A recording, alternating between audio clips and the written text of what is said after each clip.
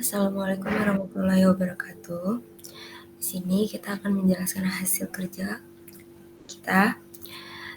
Langsung saja di tabel pertama, yaitu tabel pembeli.php. Di sini terdapat konstruk yang berfungsi untuk menganalisis controller, load, model, atau library dan memvalidasi login. Fungsi konstruk tersebut itu untuk memuat model pembeli model dan memuat library session, itu untuk mengakses data login dan flash message. Selanjutnya ada index yang berfungsi untuk menampilkan. Yang kedua ada index yang berfungsi untuk menampilkan halaman daftar semua pembeli dan mengambil data pembeli dari model dan mengirimkannya ke view admin/pembeli/index. Lalu ada edit. Edit ini berfungsi untuk menampilkan from edit untuk pembeli dengan ID tertentu dan mengambil data pembeli dari database berdasarkan ID. Ada update. Update ini fungsinya untuk menerima data dari from edit, mengupdate data pembeli di database berdasarkan ID, dan memberikan notifikasi keberhasilan atau kegagalan menggunakan flash data. Selanjutnya ada toggle _member yang berfungsi. Fungsi ini digunakan untuk mengubah status member pembeli. Jika sebelumnya aktif, maka diubah menjadi nonaktif dan sebaliknya. Cocok untuk tombol toggle di tampilan admin. Selanjutnya ada delete. Delete ini fungsinya untuk menghapus data pembeli berdasarkan ID dan memberikan notifikasi berhasil atau gagal lewat flash data. Lalu di tabel kedua, tabel pembeli _model.php. Di tabel pembeli _model.php terdapat function untuk semua data pembeli dari tabel pembeli. Hasilnya dikembalikan dalam bentuk array of array atau result _array untuk digunakan dalam looping di view. Selanjutnya di get _pembeli _by _id. Di sini fungsinya yaitu yang pertama mengambil satu data pembeli berdasarkan ID, dan yang kedua hasilnya berupa satu baris data dalam bentuk array yang berfungsi untuk menampilkan detail atau from edit. Dan ada juga get _user by _email. Di sini berfungsi untuk mengambil satu data pembeli berdasarkan email. Dan ini tuh kebutuhannya untuk memvalidasi login atau pengecekan email yang sudah terdaftar. Dan ada update _pembeli yang berfungsi untuk melakukan update data pembeli berdasarkan ID. Data ini berisi array data kolom yang ingin diubah. Misalnya, nama A, email B. Terus juga mengembalikan true or false tergantung apakah update berhasil. Yang terakhir ada delete _pembeli yang di sini berfungsi untuk menghapus data pembeli dari tabel berdasarkan ID. Dan ada return true jika berhasil dan false jika gagal. Selanjutnya di tabel edit.php, di sini terdapat site _url dalam kurung ketik 1 admin /pembeli /update $pembeli ID yang menentukan action dari from, yaitu mengarah ke controller pembeli pada fungsi update ID dengan parameter ID pembeli. Input types ini teks ini menampilkan nama pembeli saat ini. Dan di sini tuh wajib ya. Di file nama, bagian input type sama dengan teks ini berfungsi untuk menampilkan nama pembeli saat ini. Dan di sini itu wajib diisi.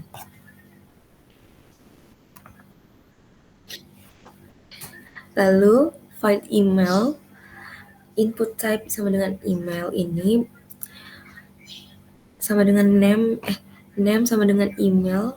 Value ini berfungsi untuk menampilkan email pembeli saat ini. Tipe input email ini agar validasi otomatis dilakukan browser. Selanjutnya ada file password.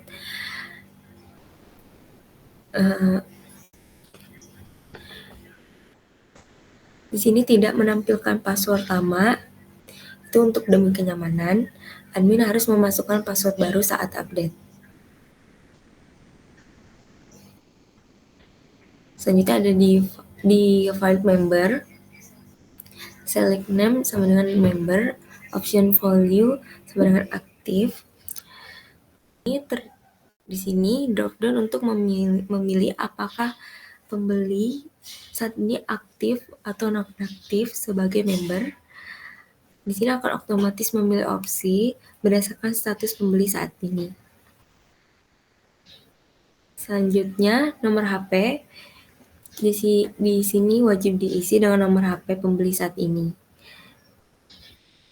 Dan tidak wajib diisi jika tidak pakai request right.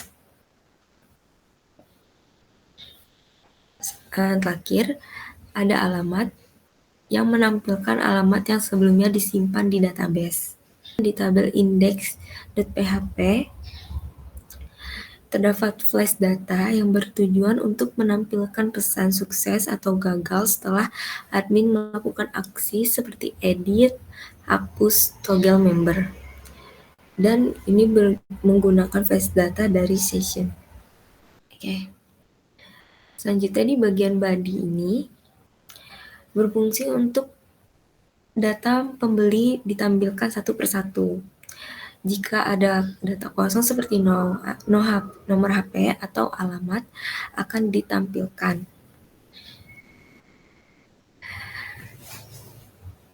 Di bagian member ini berfungsi untuk menampilkan badge status.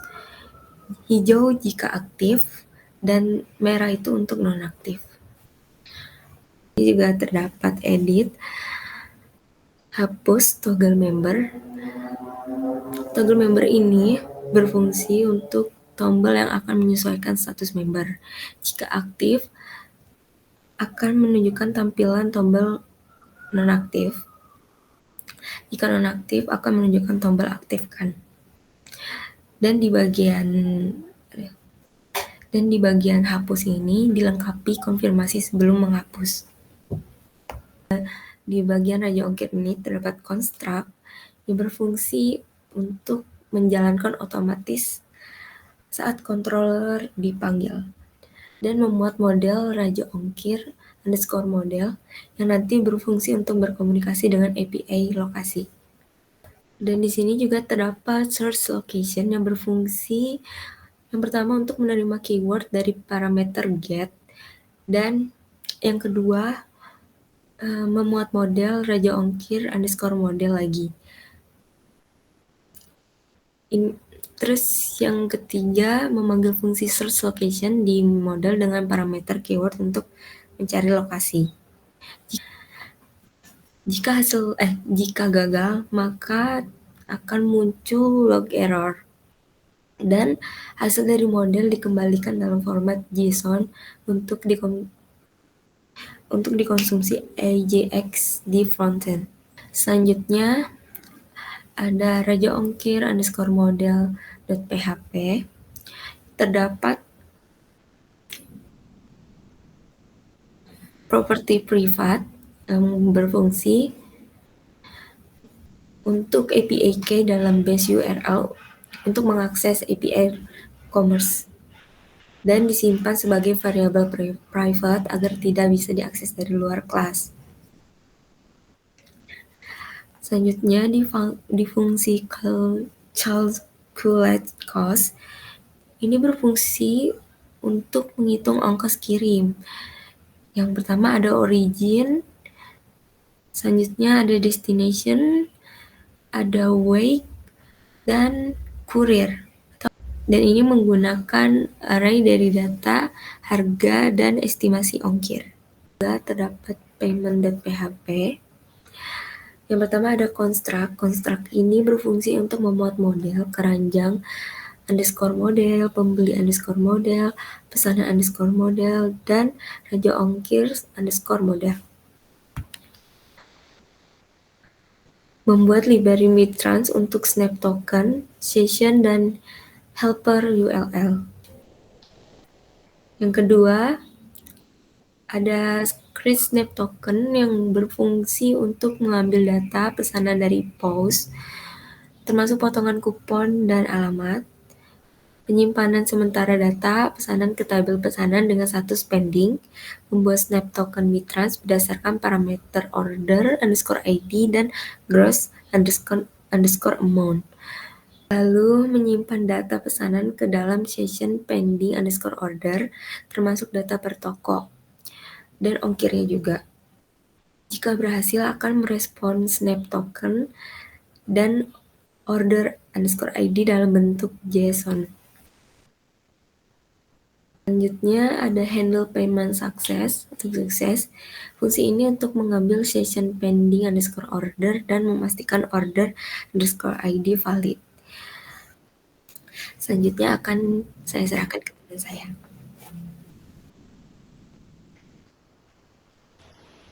Baik, di sini saya akan menjelaskan tentang riwayat.php, terutama di bagian view. Di sini terdapat line nomor 2 yaitu arrive feature L, di mana tombol ini berfungsi untuk mengembalikan halaman beranda atau home controller. Dan kemudian di sini ada from method get, digunakan untuk menyaring riwayat pesanan berdasarkan tanggal. Jika user mengisi tanggal lalu klik tampilkan, data yang ditampilkan akan difilter sesuai tanggal yang dipilih, dan jika sudah difilter akan muncul tombol reset untuk menghapus filter tersebut. Dan di sini juga ada PHP if empty riwayat yang berfungsi untuk menampilkan daftar riwayat pemesanan dan mengecek apakah ada data riwayat pemesanan. Jika ada, maka lakukan forange untuk menampilkan setiap pemesanan. Dan di sini juga ada informasi umum pemesanan dalam bentuk dash price, card header, yang dimana fungsinya untuk menampilkan nama pembeli, alamat lengkap seperti kelurahan, kecamatan, kota, provinsi, dan kode pos. Kemudian menampilkan ID pemesanan, status pemesanan, tombol untuk batalkan pemesanan jika statusnya masih pending, dan tanggal pembelian. Kemudian di sini ada daftar per toko yang dibuat dalam bentuk PHP forange entry list toko as toko. Karena dalam satu pemesanan bisa beli dari beberapa toko, maka diulang lagi per toko. Contohnya seperti menampilkan nama toko kembali, nama kurir, seperti JNT dan JNE dan lain-lain, kemudian ongkir, dan daftar produk yang dibeli. Suara Renal Waro kedengeran nggak? Dan kemudian di sini ada ringkasan kupon dan total dan bentuk PHP if empty pemesanan kode kupon. Nah, ini digunakan user untuk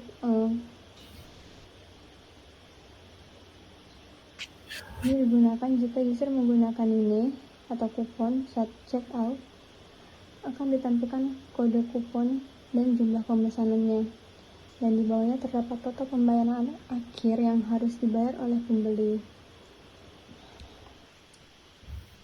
Dan pada bagian PHP else defaulter, ini digunakan jika data riwayat kosong, maka akan ditampilkan pesan belum ada pemesanan. Dan kemudian di sini ada controller riwayat PHP yang dimana fungsinya untuk menampilkan data riwayat pemesanan user yang sedang login, dan kemungkinan user bisa membatalkan pesanan tersebut jika statusnya masih pending. Dan di sini pada construct terdapat float library session dan database, di mana pada session dan database itu digunakan untuk menginisialisasikan session dan database saat controller dipanggil, dan wajib dipanggil agar controller bisa mengakses data login user dan query dari database. Kemudian di sini terdapat if this session user login direct home/login, yang dimana user yang belum login akan diarahkan kembali ke halaman login. Dan di sini juga terdapat tanggal this input get tanggal dan this database like pesanan tanggal pemberian tanggal after. Ini tuh digunakan untuk mengambil dan memfilter data pesanan. Kemudian di sini ada this database select dan pesanan results, di mana ini untuk mengambil semua data pemesanan dari user yang sedang login dan join ke tabel pembeli untuk mengambil nama dari si pembeli tersebut. Kemudian di sini juga ada foreign pemesanan results, yang dimana setiap pesanan bisa terdiri dari banyak toko dan produk, dan mengambil semua data tersebut dikelompokkan berdasarkan toko saja.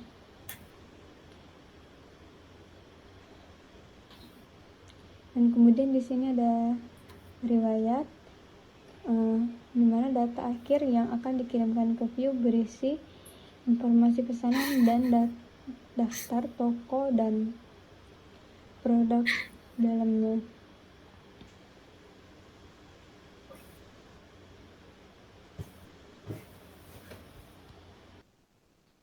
Oke, di sini yang pertama kita masuk ke register terlebih dahulu.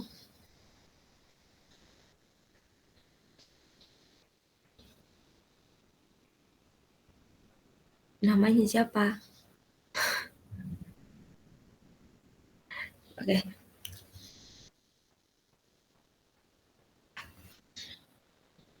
Di halaman register ini terdapat nama, email, password, member dengan status aktif dan nonaktif. Selanjutnya ada nomor HP, alamat. Dan yang pertama, kita akan menulis nama terlebih dahulu. Nama yang kita pakai itu Ica. Dengan email ica@gmail.com. Dengan password ica3456.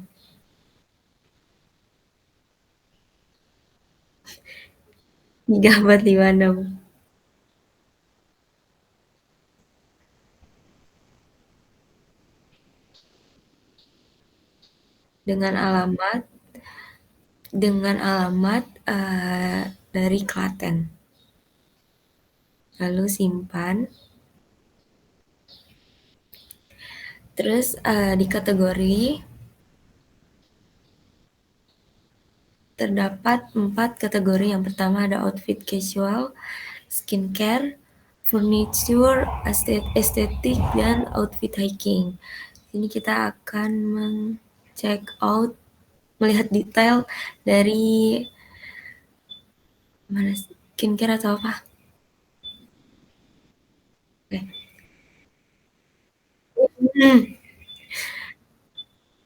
Di sini kita akan melihat detail dari baju lace up corset. Di detail tersebut terdapat harga tokonya, terus deskripsi produk, lalu ada stoknya, ada pertanyaan. Di sini sudah ada pertanyaannya. Lalu kita akan men-check out.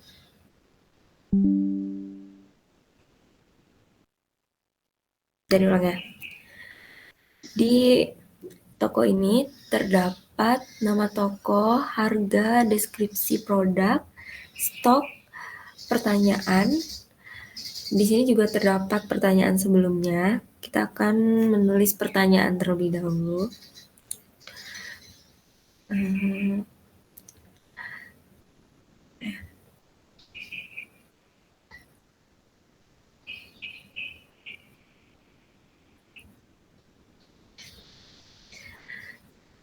Selanjutnya kita kirim. Lalu setelah itu kita akan men-check out. Di sini terdapat check out-annya, terus ada ringkasan belanja. Nah, kenapa tidak memakai kupon? Karena kupon di sini tuh limited ya, atau apa ya bilangnya? Ya, karena kupon yang di sini tuh terbatas, jadi kita tidak memakai kupon. Selanjutnya ke check out. Nah, di check out ini terdapat lokasi tujuan, alamat lengkap, alamat pengirim per toko, terus ada bawah lagi scroll. Enggak deh. Lalu ada kode kupon. Nah, kode kuponnya tidak kita pakai ya. Terus ada ringkasan pesanan. Yang pertama kita akan ke lokasi tujuan.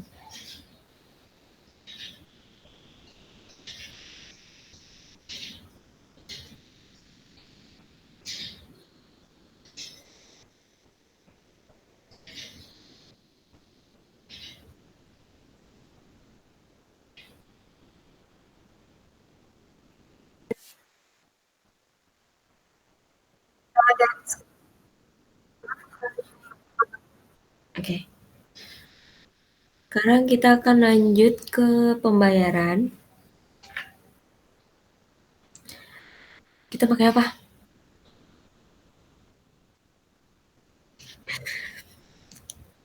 Nah, di sini kita akan memakai Aku Laku Pay Later.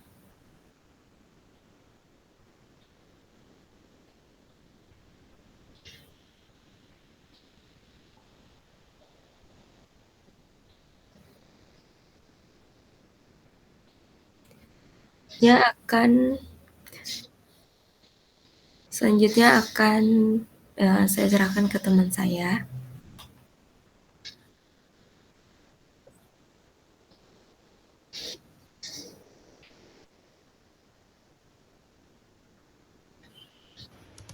Selanjutnya saya akan menjelaskan tentang riwayat atau history, di mana di sini sudah masuk atau sudah terdapat pesanan yang kita pesan tapi dalam status pending, dan sekarang saya akan mencoba menghapus apakah bisa, dan bisa dibatalkan karena statusnya masih pending. Sekian dari kelompok kami, terima kasih.